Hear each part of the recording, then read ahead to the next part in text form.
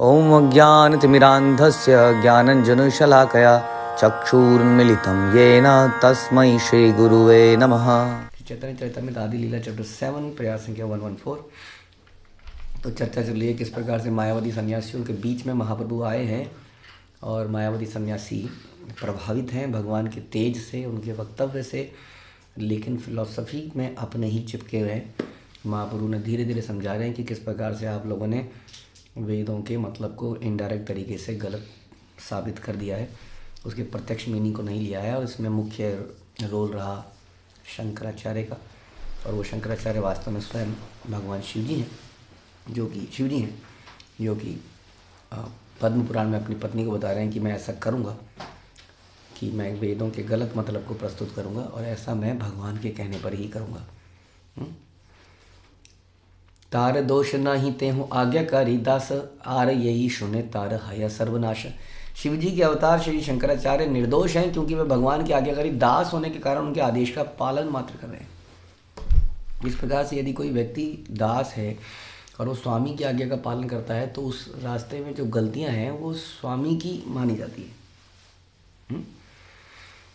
तो इसी तरह से हम लोग अगर शरणागति होते हैं गुरु परंपरा के, भगवान के, तो उसमें जो गलतियां हैं, भगवान कहते हैं ना कि अहम त्वाम सर्व पापेभ्यो मोक्षयिष्यामि मा शुचा। तो भगवान कहते हैं इफ़ यू डू दैट, जिम्मेदारी मेरी है। स्वामी भक्ति करने का ये लाभ है, और उसी तरह गुरु भक्ति करने का ये लाभ है।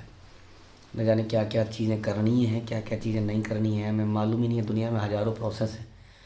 यदि हम गुरु परंपरा के प्रोसेस को अपनाते जाते हैं, तो उसमें बाकी अगर कुछ रह भी गया तो हमारा दोष नहीं है, क्योंकि हमने तो क्या किया है, शरणागत किया है। जो हमें बताया गया वैदिक एंड वैलिड गुरु परंपरा द्वारा, हमने उसको जस्ट कर दिया। इसलिए यदि गुरु परंपरा में बोला जा रहा है कि इस पूजा पद्धति को छोड़ दो, इस पूजा पद्धति को छोड़ दो, तो कई बार लोग घबराते हैं, क्या वो नाराज़ नहीं हो जाएंगे, क्या वो नाराज़ नहीं आ जाएंगे, उनको बुरा नहीं लगेगा। देखो, किसी ना किसी को तो बुरा लगेगा। इस संसार में सबको संतुष्ट करना is impossible. This is how this world is.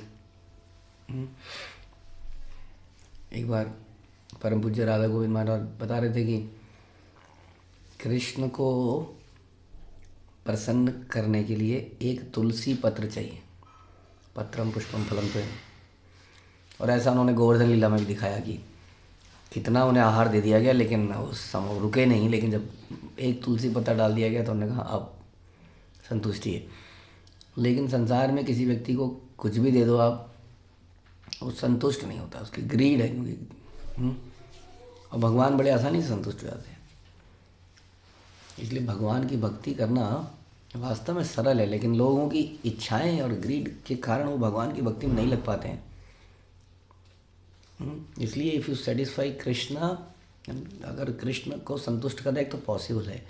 दुनिया में देवताओं को, लोगों को, बॉस को, घर में रिश्तेदारों को संतुष्ट करना इम्पॉसिबल है।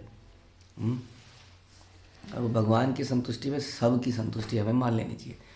हाँ, संसिद्धिम हरितोषणम, इस प्रकार से हमें समझना चाहिए। जैसा हमने सुना नारद मुनि से कि पेड़ की जड़ में जल डालने से सारी पत्तियां पोषित हो जाती हैं। इस संसार की पेड़, इसका जड़ वास्तव में भगवान ही है, क्रिएटर भगवान ही है। तो उनको संतुष्टि करने में और उनकी गुरु परंपरा द्वारा बताए गए रास्ते में चलने में यदि कोई त्रुटियां होती हैं सांसारिक रूप से, तो भगवान कहते हैं माँ शुचा, तुम डरो मत, उसकी जिम्मेदारी मैं लेता हूँ। हाँ, उसी तरीके से यहाँ पर शिव जी से जो गलत कार्य हुआ उसकी जिम्मेदारी भगवान लेते हैं। इसलिए वो बिल्कुल भी दोषी नहीं माने जाएंगे, क्योंकि ऐसा उन्होंने भगवान के कहने पर किया। उसी तरह से अर्जुन, किसी भी हत्या का पाप अर्जुन के सर पर नहीं लगेगा, क्योंकि उसने भगवान के कहने पर किया। यही बात भीष्म पितामह ने युधिष्ठिर महाराज को बताई अपने बाणों की शैया पर अंतिम समय में, कि वास्तव में ये युद्ध तो तुमने थोड़ी किया, तुम्हारे पर थोपा गया, कृष्ण तुम्हारे साथ हैं, he was along with you. क्यों चिंता कर रहे हो कि मैं इतने सारे मृत्यु का कारण बना? Why you are worrying? क्यों चिंता कर रहे हो मैंने इतनी सारी मूलियों को उखाड़ दिया? In on the pretext of being vegan. आप क्यों छोड़ रहे हो इस चीज़ को, क्यों छोड़ रहे हो उस चीज़ को? If it is prescribed by the वैदिक लिटरेचर, गुरु परंपरा, तो उसको ग्रहण करो सही विधि से। वो भक्ति है। और बाकी जो रास्ते में जो होंगे, क्योंकि हम कुछ भी कर लें, हम इन पापों को रोक नहीं पाएंगे वास्तव में। It is not possible. चाहे मुंह में कपड़ा लगा ले, चाहे जल को पीना बंद कर दें, या पता नहीं जल के साथ क्या करेंगे, छाने, फिर भी उसके अंदर कहीं ना कहीं कुछ ना कुछ तो रहेगा ही, कोई बैक्टीरिया तो जाएगा ही अंदर। It is impossible. बट यदि इसको प्रेस्क्राइब विधि से भगवान और भक्तों के माध्यम से हम जो सीख रहे हैं उसके अनुसार करेंगे, तो उसमें होने वाली त्रुटियों को, उसका पाप हमें नहीं लगता है। This is the only way, because हम अवॉइड नहीं कर पाएंगे पापों को। तो शंकराचार्य ने क्या किया, जैसा भगवान ने बोला। लेकिन जो लोग उनके मायावादी दर्शन का पालन कर रहे हैं, उनका क्या होगा? उनका विनाश अवश्यम भावी है। ये समझना पड़ेगा। उनकी सारी आध्यात्मिक प्रगति विनष्ट हो जाएगी। तो शिवजी कैन बी, शिवजी को जो है उनको तो एग्जेम्प्ट कर दिया जाएगा, लेकिन जो उनको फॉलो करें उनको एग्जेम्प्ट किया जाएगा। अब देखो कितनी बड़ी दुविधा है। उनका उन्हीं को तो पालन कर रहे हैं। शिवजी इतने महान भक्त, क्या बलशाली व्यक्ति, उन्हीं को पालन करके हम धतूरा पी रहे हैं, गांजा पी रहे हैं, बोल बम बम करके पता नहीं क्या क्या कर रहे हैं। तो वास्तव में ये समझने की बात है कि वाइल वो एक परम पूज्य वैष्णव हैं, लेकिन उनको इस प्रकार फॉलो करना ठीक नहीं है।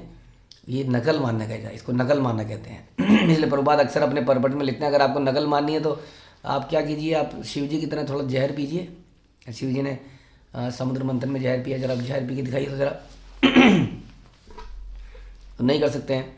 वास्तव में हम नकल में नहीं मार रहे हैं, हमें एक बहाना चाहिए इनकी तृप्ति करने का, नशा करने का बहाना चाहिए। तो हमने शिवजी जैसे महान व्यक्ति को सामने कर दिया, देखिए जी, ये देखिए जी, हम तो इनके कहने पर कर रहे हैं, इनके अनुसार कर रहे हैं।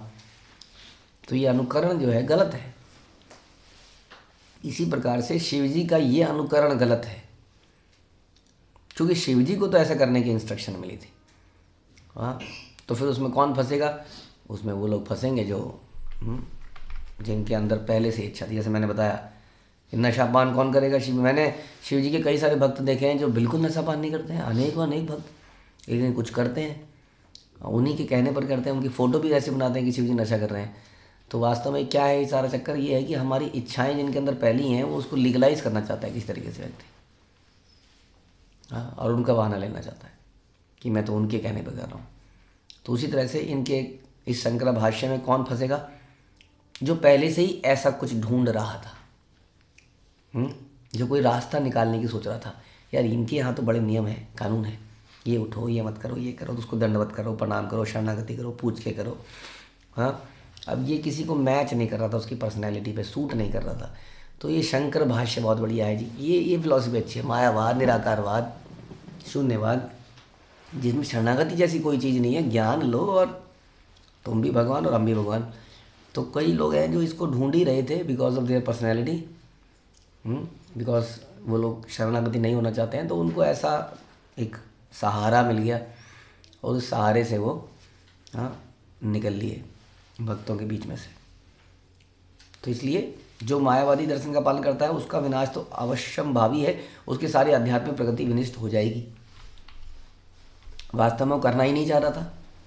मायावादी दार्शनिक व्याकरण के इंद्रजाल से अपना वेदांत ज्ञान प्रदर्शित करने में बड़ा गर्व अनुभव करते हैं, किंतु भगवद्गीता में भगवान कृष्ण प्रमाणित करते हैं कि माया उपहृत ज्ञानम आश्रम भाविम आश्रितः, अर्थात माया के कारण वास्तविक ज्ञान से विहीन है। उन्हें लगता है कि वो ज्ञानी है। जैसे इस संसार के कई सारे पढ़े लिखे लोगों को लगता है they are very intelligent people because they are, Bharat में इतने लाख इतने करोड़ में से उनका सिलेक्शन हुआ तो आई एम समथिंग स्पेशल।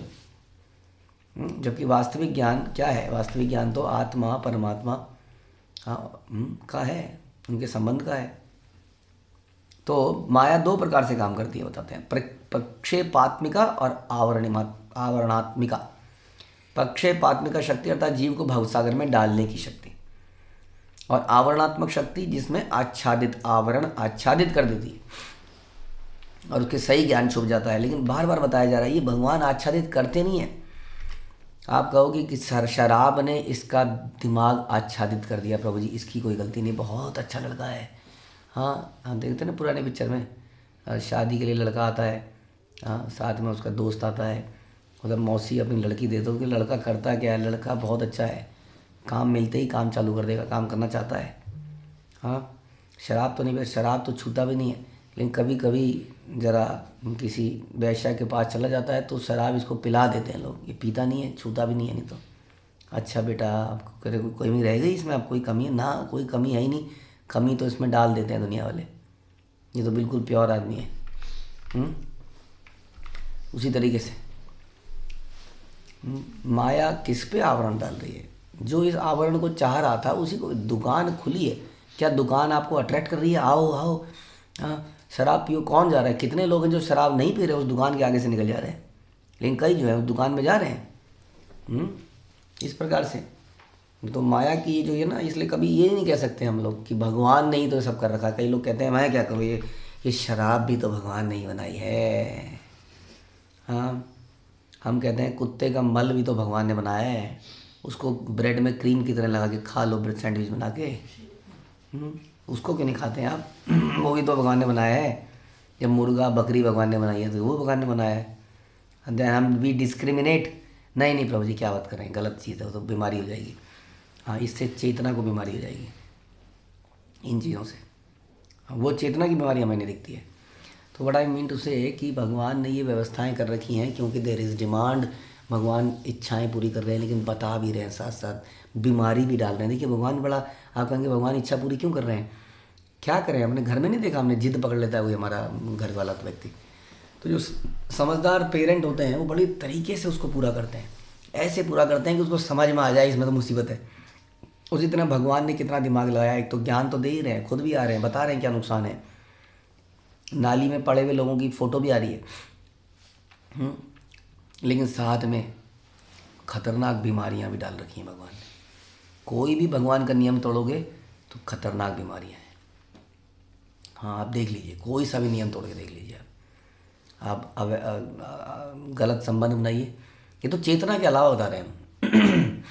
संसार में खतरनाक बीमारियों में से एड्स नामक बीमारी हुई, खतरनाक, आदमी ने उसके भी तरीके निकाल लिए, लेकिन उसमें भी फंस जाता है, वो तरीका वाला तैरा के डूबता है, किसी दिन उसमें भी फंसा, खतरनाक बीमारी आती है ना। वैसे ही आप जानते हैं नशा करने से, मांस खाने से कितनी बीमारी एक झटके में आग की तरह फैलती हैं, और चिकन फ्लू क्या क्या फ्लू हो जाते हैं।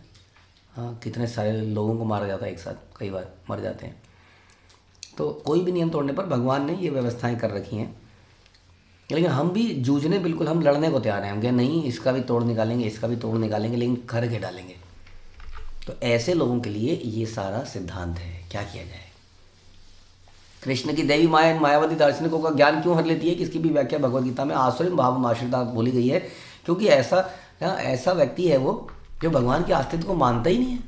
उसने किसका आश्रय लिया है, आसुरी भाव का आश्रय लिया है। वही हम समझा रहे थे, जिसने आश्रय ही शैतान का लिया है, तो उसको कैसे माया आच्छादित नहीं करेगी। मायावादी जो भगवान के अस्तित्व को नहीं मानते, वे दो वर्गों में विभाजित हैं, वाराणसी के शंकरावादी और सारनाथ के बौद्ध। शून्यवादी, मायावादी, पाश्चात्य देश तारिणे, ये दोनों ही समुदाय मायावादी हैं। उनके नास्तिक दर्शन के कारण भगवान कृष्ण उनका ज्ञान हर लेते हैं। इनमें से कोई भी समुदाय साकार ईश्वर के अस्तित्व को स्वीकार ही नहीं करता है। बौद्ध दार्शनिक खुले रूप से आत्मा और ईश्वर दोनों का ही निषेध करते हैं, मतलब कुछ है ही नहीं। हाँ, जैसा बताते हैं शून्य से आया था शून्य में मिल जाएगा। और शंकरवादी खुलकर ईश्वर का भी निषेध तो नहीं करते, लेकिन वो ये कह देते हैं कि ईश्वर निराकार है।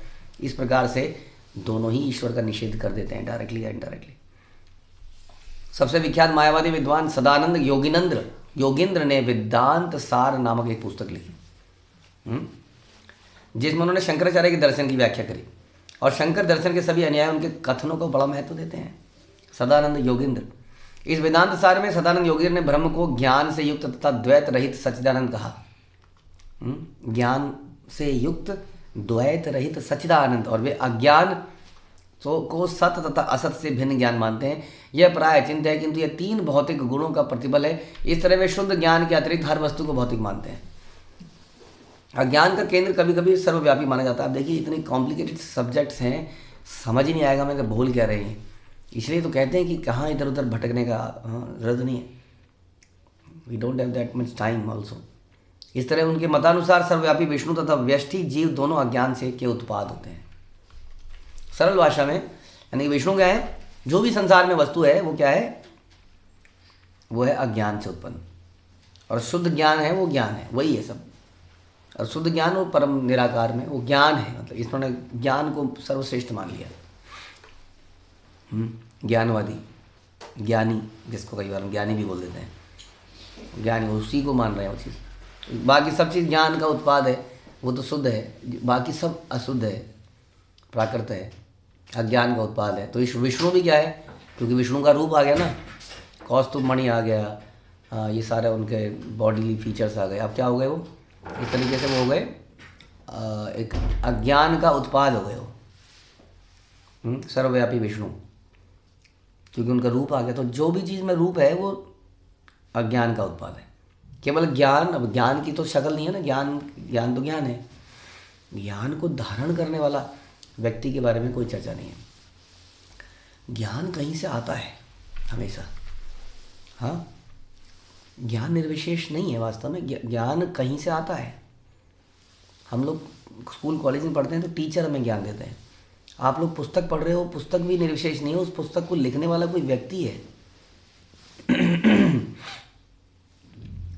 यदि आप खुद से ज्ञान ले रहे हो तो वो भी किसी चीज़ को ऑब्जर्व करके ले रहे हो, उस चीज़ को भी बनाने वाला कोई। जैसे आप मधुमक्खियों से प्रेरणा ले रहे हो, माना अजगर से प्रेरणा ले रहे हो, अब वो प्रवृत्ति भी कहीं से आई है, वो भी ज्ञान कहीं से डाला गया। तो जितना डीप में जाएंगे उतना समझ में आएगा। सरल भाषा में सदानंद योगींद्र का यह मत है कि चूंकि हर वस्तु निराकार है, इसलिए अतएव विष्णु तथा व्यष्टि आत्माएं दोनों की धारणाएं अज्ञान के उत्पाद हैं। वह यह भी बतलाते हैं कि वैष्णव की शुद्ध सत्व धारणा प्रधान के अतिरिक्त और कुछ नहीं है। उनकी मान्यता है कि जब सर्वव्यापी ज्ञान विशुद्ध सत्व जो सद्गुण का रूपांतर है उसके द्वारा कलुषित हो जाता है तो भगवान की धारणा उत्पन्न होती है। सर्वव्यापी ज्ञान, इन्होंने सर्वव्यापी ब्रह्म को ज्ञान बोल दिया, एक डिफरेंट चीज़। देखिए, तो ज्ञान सर्वव्यापी है, वही सब कुछ है। जब उसमें थोड़ी सी मिलावट होती है, सत्वगुण आता है, तो भगवान का रूप आ जाता है। तो भगवान गुण से प्रभावित होकर पैदा होते हैं, ये जो रूप वाले भगवान हैं, जो सर्वशक्तिमान सर्वज्ञ परम शासक परमात्मा समस्त कारणों के कारण परमेश्वर आदि हैं। सदानंद योगींद्र के अनुसार ईश्वर सारे अज्ञान के आधार हैं। अतएव भले ही वे सर्वज्ञ कहे जाएं, किंतु जो सर्वशक्तिमान ईश्वर के अस्तित्व को नकारता है वह ईश्वर से बढ़कर है।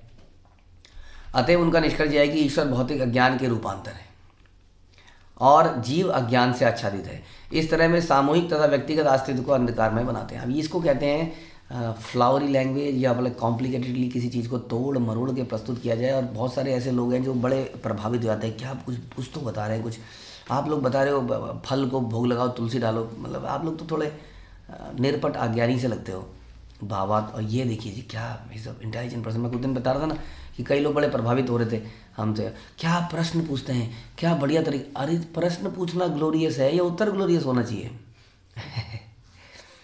है ना, प्रश्न कृष्ण संबंधी है तो प्रश्न भी ग्लोरियस है, बट उस प्रश्न का उत्तर इज द मुख्य पर्पस ऑफ प्रश्न, है ना। तो इसलिए फ्लावरी लैंग्वेज से आप प्रभावित नहीं हो सकते, सिंपल रहना पड़ेगा, नहीं तो फंस जाएंगे, कहीं भटक जाएंगे जैसे लोग भटक रहे हैं। मायावादी दार्शनिकों के अनुसार पूर्ण पुरुषोत्तम भगवान का उनके नित्य दास रूप जीव की वैष्णव धारणा ज्ञान की अभिव्यक्ति है। किंतु यदि हम भगवान में दिए गए भगवद गीता में दिए गए भगवान कृष्ण के निर्णय को मान लें तो मायावादी माया अपर्त ज्ञान समस्त ज्ञान से विहीन माने जाते हैं। भगवान गीता में कह रहे हैं, आप गीता को मत मानिएगा तो इन वेदांत सूत्र के ऊपर शंकर भाष्य को मान लीजिए, योगींद्र इस योगी की टिप्पणी को मान लीजिए, या भगवान के डायरेक्ट श्लोक को मान लीजिए कि जो मायावादी लोग हैं ये लोग क्या है, इनका ज्ञान हर लिया गया है। सनकी हो गए ना, सनकी आदमी है, दिमाग तो उसमें था ही थोड़ा, उस सनकी हो गया, उसको डायरेक्शन लेस हो गया, तो वो कुछ तो करेगा उस दिमाग से, तो उसने ऐसी किताबें लिख दी। क्योंकि वे पूर्ण पुरुषोत्तम भगवान के अस्तित्व को नहीं मानते या ये बलपूर्वक कहते हैं कि उनका अस्तित्व भौतिक है, ये आसुरी लक्षण है। चैतन्य महाप्रभु ने सार्वभौम भट्टाचार्य की वार्तालाप के अवसर पर कहा था, जो कि हम आगे सुनते हैं चैतन्य चरितामृत में। तो सार्वभौम भट्टाचार्य भी एक प्रकार के निराकारवादी ही थे।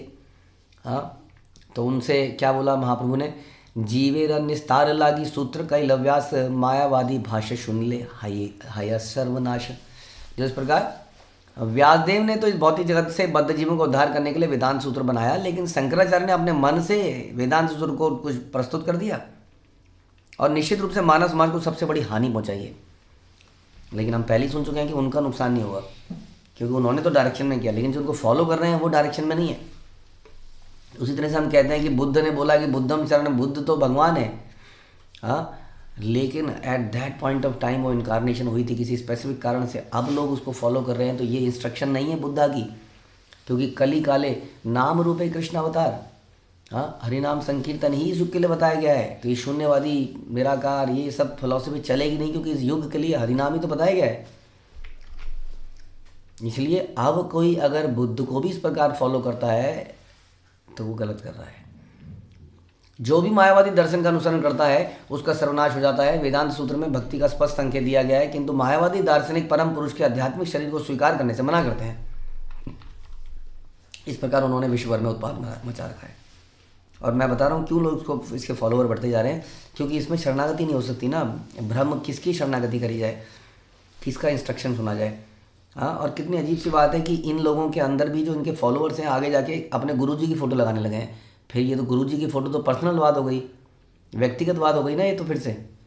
अभी तो आप लोगों ने इम्पर्सनल थ्योरी को इतना बढ़ाया कि भगवान कोई शरीर नहीं है, इससे केवल विशुद्ध ज्ञान है या निराकार ब्रह्म है या वटेवर शून्य है। फिर आपके गुरुजी शून्य क्यों नहीं है, गुरुजी की फ़ोटो क्यों लगी है चारों तरफ? तो अल्टीमेटली आप फिर से इंस्ट्रक्शन मान रहे हो किसी की, फिर किसी को फॉलो कर रहे हो, फिर किसी की शरणागति कर रहे हो। तो ये जो हमारी शरणागति है गुरु के प्रति, आप ये कहेंगे तो यही तो बताया गया गुरु के प्रति शरणागत करो, लेकिन गुरु के प्रति शरणागति इसलिए करी जाती है क्योंकि वो शरणागति भगवान के प्रति शरणागति मानी जाती है। लेकिन जहाँ भगवान का अस्तित्व ही ना हो तो ऐसे गुरु की शरणागति तो कैसे, तो किसी चोर उच्चक के आतंकवादी की शरणागति भी शरणागति है। आतंकवादी भी तो गुरु होते होंगे ना, कैसे ट्रेनिंग देते हैं वो बस में कूदने की, बॉम्ब चलाने की, कोई तो गुरु जी होंगे वहाँ पर। और आप देखें अगर न्यूज़ वगैरह आपको पता है, बड़े खतरनाक गुरु जी होते हैं उनके, मतलब लॉयल होते हैं लोग उनके मरने को। ओसामा बिन लादेन के कहने पर लोग जान दे देते थे अपनी, कितना फेवरेट था, वही वॉज अ फेवरेट। और ऐसे बहुत सारे लोग हैं। तो गुरु जी तो वहाँ पर नहीं है। हाँ, हमें ये भी तो देखना पड़ेगा ना कि गुरु जी बता क्या रहे हैं, अल्टीमेटली किसकी शरणागति की बात कर रहे हैं। ये हमें समझना पड़ेगा। इस प्रकार हम कह रहे हैं कि ये निराकारवादी भी, क्योंकि निराकार के प्रति कौन शरणागति करता, कोई इंस्टीट्यूशन चल ही नहीं सकता, कोई भी ऑर्गेनाइजेशन केवल निराकार के आधार पर चल नहीं सकती। लेकिन इतनी बड़ी ऑर्गेनाइजेशन चल रही है निराकार पे, क्यों? क्योंकि निराकार तो उनका बैकग्राउंड फिलॉसफी है। अल्टीमेटली वहाँ पर भी किसी गुरु के प्रति आप शरणागति कर रहे हो, किसी व्यक्ति के प्रति शरणागति कर रहे हो, और तब वो ऑर्गेनाइजेशन बड़ी हो रही है। वहाँ पर भी शरणागति है, बट वहाँ पर निरपट मूर्ख लोग भेड़ की तरह वो शरणागति कर रहे हैं। वो समझ नहीं रहे हैं कि शरणागति वाला अपनी शरणागति कह रहा है कि मैं व्यक्ति हूँ, मेरी शरण में आओ, मेरे को फॉलो करो, लेकिन भगवान कोई नहीं है, वो निराकार है। क्योंकि भगवान बोलते लोगों की थोड़ी सी श्रद्धा, तो जैसे हमारे इस्कॉन के अंदर जितना लोग गुरुजी को मानते हैं भगवान को ही मानते हैं। माना गुरुजी के लिए एक सेब लाए तो भगवान के लिए 2 सेब ले आते हैं। अब गुरुजी कहेंगे यार ये बीच में अगर भगवान ना हो तो तीनों ये सेब मेरे ही हो जाए, है कि नहीं? तो इसलिए गुरुजी कहते हैं कुछ नहीं है, सब बाकी ब्रह्म है और ब्रह्म है, इसलिए तुम मेरे पास आओ। हाँ, मैं तो व्यक्ति हूँ, तुम मुझे फॉलो करो, लेकिन वो जो परम व्यक्ति है वो कुछ नहीं है, वो निराकार है। हाँ, बस ऑफ़र करना है, ऐसे ऐसे कर दो चारों तरफ, हो गया ऑफ़र, लो लाओ मेरे चरणों में डालो बाकी, क्योंकि मैं व्यक्ति हूँ ना तुम्हारे सामने। कितना बड़ा माया जाल है। जितने भी नास्तिकता ये निराकारी हैं इन सब की फ़ोटो लगी होती है, आप देखिए जरा, बड़ी बड़ी। मैं तो कहता हूँ फ़ोटो लगते, जब फ़ोटो के ऊपर तो सारा झमेला है कि भगवान का रूप नहीं है। गुरुजी का रूप क्यों है, गुरुजी की दाढ़ी क्यों है इतनी सुंदर सी? दाढ़ी को ना निकाल लिया जाए तो ये सारी समस्या है। वहाँ पर व्यक्तिगतवाद हो गया और भगवान व्यक्ति नहीं है, भगवान का कोई रूप नहीं है। तो ऐसे निष्कर्ष शुद्ध भक्ति की दिव्य प्रकृति के सर्वथा विरुद्ध है। भगवान की सत्ता का निषेध करते हुए परमेश्वर से एकाकार होने की कभी ना पूरे होने वाली मायावादी की इच्छा आध्यात्मिक ज्ञान की सर्वाधिक विपदाग्रस्त भ्रांत विवेचना है। जो भी इस दर्शन का अनुसरण करता है उसका इस भौतिक जगत में स्थायी रूप से रहना एक दुर्भाग्यपूर्ण तथ्य है। बेचारा जीवन भर ठगा भी जाएगा, मुसीबत में रहेगा, उसको शुद्ध प्रेम, हाँ, वो समझ ही नहीं आएगा। गोपियों का प्रेम, भगवान की शुद्ध लीलाएं, वो कितने बड़े सुख के सागर से रहित है। इसलिए वे अविशुद्ध बुद्धया अर्थात अशुद्ध ज्ञान वाले कहलाते हैं। उनके ज्ञान अशुद्ध होने के कारण उनकी सारी तपस्या असफल और व्यर्थ है। और इस तरह भले उन्हें प्रथम दृष्टि में बड़े विद्वानों के रूप में सम्मानित किया जा रहा है, किंतु अंततोगत्वा वे राजनीति, सामाजिक कार्य इत्यादि भौतिक कार्यों पर उतर आते हैं, क्योंकि उन्हें आनंद तो मिलता नहीं है ना। इस तरह परमेश्वर से एकाकार होने के स्थान पर वे पुनः इस भौतिक कार्यकलापों से एक हो जाते हैं और पुनः पुनः इस संसार में गिरते रहते हैं। वास्तव में मायावादी दार्शनिक आध्यात्मिक जीवन की तपस्याओं का कड़ाई से पालन करते हैं और इस तरह वे निर्विशेष ब्रह्म पद तक ऊपर उठ सकते हैं, किंतु भगवान के चरण कमलों की उपेक्षा करने के कारण वे पुनः भौतिक अस्तित्व में आ गिरते हैं। समझ में आया? अब कितना भी ऊपर उठ जाइए, भगवान ने सिस्टम ऐसा बना रखा है ना, वहाँ कोई घुस ही नहीं सकता है। बड़े लॉयल व्यक्ति हैं वहाँ के चौकीदार। देखा था ना हमने जय विजय ने, थोड़ा सा भी डाउट होता है तो अपने नीचे गिर जाते हैं, आदमी को घुसने नहीं देते अंदर। ठीक है तुम वैकुंठ में आ गए, बट तुम थोड़े नॉर्मल से नहीं लग रहे हो। आप वास्तव में 4 कुमार भक्त नहीं थे ना, अब क्या करें, उनकी इसके पीछे तो बड़ी बड़ी लीला है। अब बोल सकते हैं कि उन्होंने बोला ऐसे कैसे हम वैकुंठ में कैसे आ गए, फिर क्यों रोका गया उन्हें? क्योंकि नॉर्मल भक्तों की तरह वो नहीं लग रहे थे। अब भक्त तो ब्रज में लोग गोपी ड्रेस पहनते हैं, कुर्ता धोती ब्रज के लोगों की पोशाक, तिलक, तो ब्रज है। और वैकुंठ में अलग तरह का रूप है भगवान के भक्तों का। उसमें ये 4 छोकरे आ गए तो कुछ डाउट हो गया। तो बाद में वो छोकरों ने देवर एक्चुअली एग्जॉल्टेड सन्यासीज, तपस्वी, बट 4 कुमार समझ नहीं पाए मैं कौन है वो लोग। और बाद में ऐसा कहते हैं कि जब उन्होंने भगवान के चरणों, भगवान जब सारा बाहर झगड़ा हो गया ज़बरदस्त, कई बार हो जाता है चौकीदार से झगड़ा हो जाता है, कैसे नहीं जाने देगा तू मुझे अंदर, जानता है मैं कौन हूँ, कुछ होता चला आया। तो भगवान भाग के बाहर आए और उनके चरणों में जो तुलसी पड़ी हुई थी उसकी सुगंध जब इनके नाकों में गई, शांत हो गया उनका सारा। उसके बाद वो भगवान के परम पर्सनल भक्त बने, ब्रह्म के से ऊपर उठकर पर्सनल फॉर्म से अट्रैक्ट हो गए। एंड देन दे रियलाइज्ड कि उन्होंने झगड़ा गलत किया है, ये झगड़ा उन्हें नहीं करना चाहिए। उनके चक्कर में इन बेचारों को नीचे गिर गए, शाप मिल गया। Then they realized. तो मैं कहना चाह रहा था कि उस संसार में घुसना इतना आसान नहीं है, तो वहाँ ऐसे चीट करके नहीं घुस सकते। इसलिए यहाँ पे प्रभुपाद कह रहे हैं वो फिर से गिर जाते हैं संसार में, चाहे वो ब्रह्म के पद तक क्यों ना उठ जाएं, चाहे वो हाथ घुमा के सोना क्यों ना पैदा कर लें। प्राकृत करिया माने विष्णु का लेवर, विष्णु निंदा आर नहीं इहर ऊपर। जो व्यक्ति भगवान विष्णु के दिव्य शरीर को भौतिक प्रकृति से बना मानता है वह भगवान के चरण कमलों में सबसे बड़ा अपराधी है। इससे बढ़कर पूर्ण पुरुषोत्तम भगवान की अन्य कोई निंदा ही नहीं है, और हम अपराधियों को फॉलो करते हैं गुरु जी करके। श्री भक्ति सिद्धांत सरस्वती गोस्वामी बताते हैं कि परम सत्य का विविधता पूर्ण साकार स्वरूप विष्णु तत्व है और इस ब्रह्मांड का सृजन करने वाली भौतिक शक्ति विष्णु की शक्ति है। सृजनात्मक शक्ति मात्र भगवान की शक्ति है, किंतु मूर्ख लोग कहते हैं कि भगवान ने अपने आप को निराकार रूप में वितरित कर लिया, अतः उनका कोई पृथक अस्तित्व है ही नहीं। किंतु निराकार ब्रह्म की ना तो कोई शक्ति हो सकती है, ना ही वैदिक साहित्य बताता है कि माया किसी अन्य माया द्वारा आच्छादित है। फिर भी विष्णु माया के सैकड़ों हजारों संदर्भ मिलते हैं। भगवद गीता में मम माया भगवान बोलते हैं तुरंतया, मम माया है इसका मतलब, और मेरी है। माया का नियंत्रण पूर्ण पुरुषोत्तम भगवान द्वारा होता है, ऐसा नहीं कि वे माया द्वारा आच्छादित हो जाते हैं। अतएव भगवान विष्णु भौतिक शक्ति की उपज नहीं है, भौतिक शक्ति भगवान की उपज है। वेदांत सूत्र के प्रारंभ में कहा गया जन्माद्यस्य यथा, जिससे यह इंगित होता है कि भौतिक शक्ति माया भी पर ब्रह्म से अद्भुत है। तो फिर वे माया से कैसे आच्छादित हो सकते हैं? यदि ऐसा होता तो भौतिक शक्ति माया पर ब्रह्म से बड़ी होती है ना। फिर भगवान ये नहीं बोलते मम माया दुरत्या, मेरी है, तगड़ी है, हट्टी कट्टी है, मेरा बेटा है। फिर तो क्या होता, बेटा बाप जो है बेटे के अंडर में आ गया यहाँ पर, फिर भगवान माया के अंडर के, तो इसका मतलब परम क्या हो गया, परम माया हो गई। किंतु ये सरल तर्क भी मायावादियों को समझ में नहीं आते हैं। भगवद गीता में उनके लिए प्रयुक्त शब्द क्या बोला गया, माया उपरत ज्ञाना, माया अपरत ज्ञान, कि उनका दिमाग, उनकी इंटेलिजेंस को हर लिया गया है। जो भी सदानंद योगींद्र की के तर्क के अनुसार विष्णु को भौतिक शक्ति माया की उपज सोचता है, उसे तुरंत मूढ़ समझ लेना चाहिए, मूर्ख है। मूर्ख को फॉलो क्यों करना चाहते हैं? भगवान विष्णु देवताओं की कोटि में नहीं रखे जा सकते, देवता माया के अंडर में आते हैं, इसलिए कई बार देवताओं से गड़बड़ हो जाती है। हाँ, जैसे कि इंद्र या कई बार ब्रह्मा जी से हुई। जो मायावाद दर्शन द्वारा वस्तुतः मोहग्रस्त है, हाँ, जो भगवान विष्णु को देवता मानता है और अभी भी अज्ञान के अंधकार में डूबा हुआ है। कितने सारे ऐसे लोग हैं, जैसे बाकी देवता हैं वैसे ही तुम्हारे भी हैं, कृष्ण भी हैं। ऐसा क्यों कह रहे हो आप, इनकी पूजा मत करो, इनका मत करो, ये कृष्ण ये भी तो है, इनका भी तो कर ही रहे हैं ना, तो उनको भी तो करेंगे ही ना।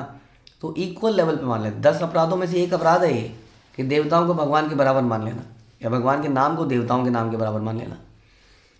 तो ऋग्वेद के मंत्र ओम तद विष्णु परमम पदम सदा पश्यन्ति सूर्य, जो सुर हैं, जो देवता हैं, वो भगवान के चरणों का दर्शन करते हैं हमेशा। हाँ, ऐसा ऋग्वेद में बोला गया और भगवद गीता में बताया गया, मत्तः परतरम नान्यत्, कि मुझसे श्रेष्ठ कोई है ही नहीं। अतएव जिनका ज्ञान मोहग्रस्त हो जाता है वो भगवान विष्णु को देवता मानते हैं, वन ऑफ द देवता। इसलिए वे सुझाव देते हैं कि चाहे कोई भी भगवान विष्णु की पूजा करे या देवी काली की करे, किसी की भी करे, एक सा ही फल होगा। जैसे मंडे को इसकी पूजा होती है, ट्यूसडे को उसकी होती है, वेडनेसडे को उसकी होती है, थर्सडे को विष्णु की पूजा कीजिए। तो ये इक्वल लेवल पे रखना के बराबर हो गया। यह एक मूर्खतापूर्ण निष्कर्ष है, जैसा भगवद गीता में स्वीकार नहीं किया गया, क्योंकि उसमें कहा गया यान्ति देवा व्रता देवान यान्ति मद्याजिनो अपि माम। क्या फ़र्क है इनमें कि देवताओं को पूजने वाला देवलोक में जाएगा, मुझे पूजने वाला, मुझे यानी कि मुझे पूजने वाला इज़ डिफरेंट देन देवता को पूजना। Destination is different. देवताओं की पूजा करने वाले की डेस्टिनेशन क्या है, यान्ति देवा व्रता, 9.25 यान्ति देवा व्रता देवान। देवताओं की पूजा करेगा तो वहाँ जाएगा, मेरे को पूजा करेगा तो मेरे धाम पे आएगा, ये भगवान बताते हैं। और भगवद गीता में भगवान और बोलते हैं 7.14 में क्या, कि भगवान कृष्ण बस कहते हैं कि उनकी भौतिक शक्ति माया से पार जाना बड़ा दुष्कर है। देवी यशु गुणमयी मम माया दुरत्या। माया का प्रभाव इतना प्रबल है कि बड़े बड़े विद्वान तथा अध्यात्मवादी भी माया से आध्यात्मित हो जाते हैं और अपने आप को पूर्ण पुरुषोत्तम भगवान के समान मानने लगते हैं। क्योंकि गुरुजी की इतनी सेवा, इतनी पूजा हो जाती है कि गुरुजी अपने आप को भगवान बना लेते हैं। है कि नहीं ऐसा? जरा दिमाग ला के सोचिए, कितने सारे ऐसे गुरुजी हैं जहाँ केवल गुरुजी की पूजा हो रही है, भगवान का कोई अस्तित्व ही नहीं है। गुरुजी कोई भगवान, गुरुजी जेल में भी चले गए तो भी वो भगवान है, ये तो उनकी लीला है। गुरुजी लीला कर रहे हैं, जेल में पिटाई हो रही है गुरुजी की, हाँ, डंडे पड़ रहे हैं। एक वीडियो रिलीज़ नहीं हो रही है लेकिन डंडे पड़ रहे हैं। जेल में और क्या होगा, लेकिन गुरुजी की लीला है। गुरुजी लीला समाप्त करेंगे, जेल में से एक प्रकाश होगा और निकल के आएंगे एक दिन शायद। हाँ, तो ऐसे कई गुरुजी जेल में हैं, कई गुरुजी अभी बाहर ही हैं, बाहरी लीला कर रहे हैं अपने। हाँ, वो ऐसे बनते ही मूर्खों के कारण है। किंतु वास्तव में माया के प्रभाव से अपने आप को मुक्त करने के लिए मनुष्य को चाहिए कि पूर्ण पुरुषोत्तम भगवान की शरण में जाए।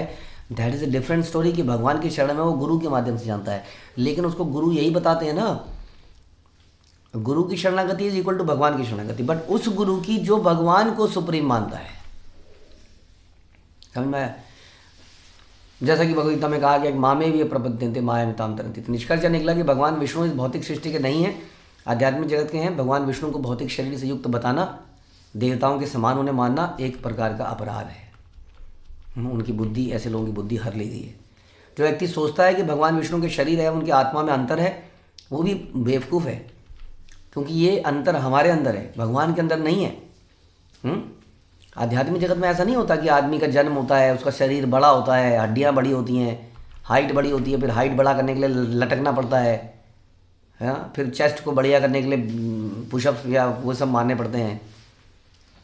ऐसा नहीं है वहाँ पर ये हड्डियाँ, ये मांसपेशियाँ, ये मल और ये आत्मा अलग अलग वस्तुएं आध्यात्मिक जगत में हमारी भी नहीं है।